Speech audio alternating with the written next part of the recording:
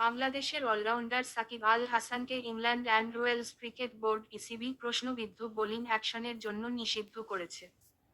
ECB এক বিবৃতির মাধ্যমে এই নিষেধাজ্ঞার বিষয়টি নিশ্চিত করেছে, যা ব্রিটিশ সংবাদ মাধ্যম বিবিসিতে প্রকাশিত হয়েছে। বিবিসির প্রতিবেদনে উল্লেখ করা হয়েছে, চলতি বছরে ইংলিশ কাউন্টি ক্লাব সারির হয়ে একটি ম্যাচে সাকিব আল হাসান 2 ইনিংসে মিলিয়ে 9 উইকেট শিকার করেন। কিন্তু ম্যাচের পর তার বোলিং নিয়ে মাঠের আম্পায়ারদের সন্দেহ তৈরি হয়।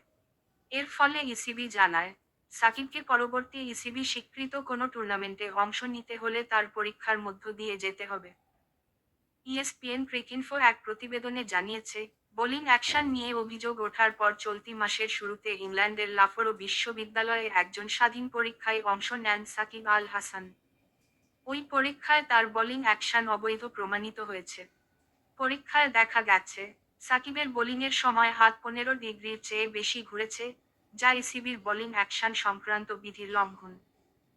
সাকিবের বোলিং নিষিদ্ধ করার বিষয়টি নিশ্চিত করে ইসিবির বিবৃতিতে বলা হয়েছে, বোলিং অ্যাকশনের পুনর্মূল্যায়নের আগে ইসিবির কোনো প্রতিযোগিতায় বোলিং করতে সাকিব অযোগ্য হিসেবে বিবেচিত হবেন।